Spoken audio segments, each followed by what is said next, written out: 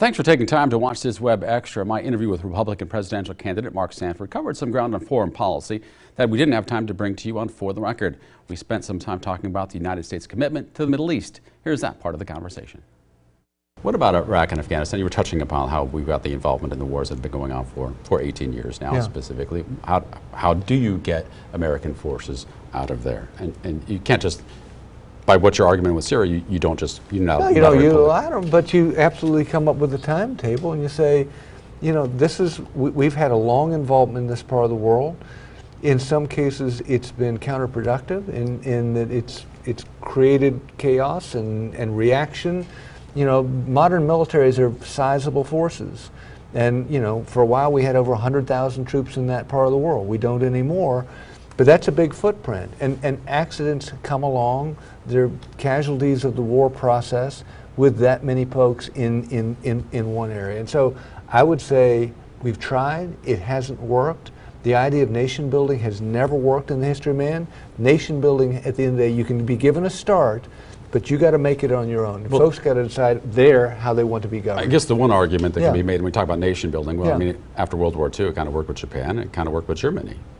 People argue that World War II happened because we did the same thing in Germany after getting defeated in World War I. We abandoned them, and then they struggled, and all of a sudden Hitler rose up, and all of a sudden we had World War II.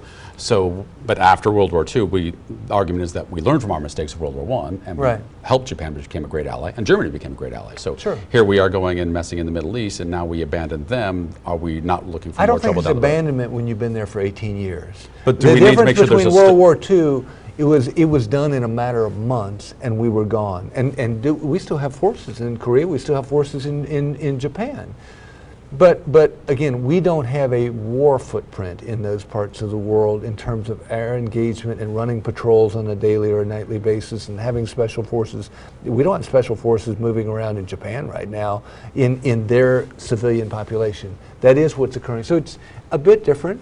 And there's a difference between a Marshall Plan and what we've had going in the Middle East. I mean, there were incredible democratic traditions in Germany that existed well before World War I or World War II, a very learned population, again, a number of ties to democratic tradition that are frankly quite different in a place like Afghanistan, where it's somewhat feudal.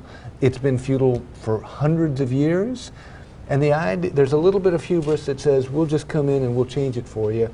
I don't know that that works in a place like that. Is there an obligation, though, for the United States to do as much as possible? I think in terms of stability, like to try to make it stable and maybe improving its infrastructure. No, but many people, we've tried that too. Like I mean, we've done all of those things, and we've done them for a long number of years. And at some point, the definition of insanity is trying the same thing over and over and expecting a different result. Sure. So every Democratic and Republican administration in my lifetime has failed to solve the Israeli-Palestinian conflict while promising to do so. What role do you think the United States should play?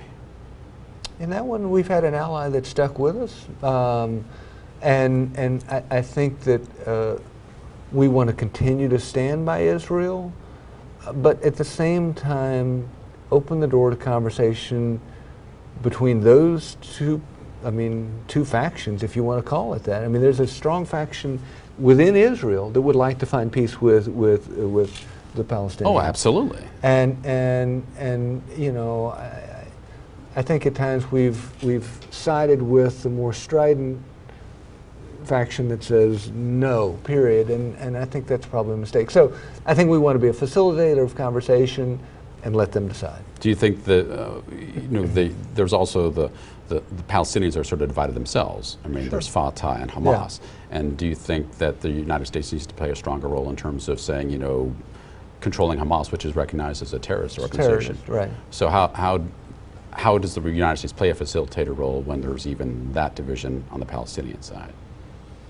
Because, I mean, we consider Israel an ally, but people are always complaining that the Palestinians are being subject to Israeli abuse. But, there's certainly a huge debate among everyone. Yeah.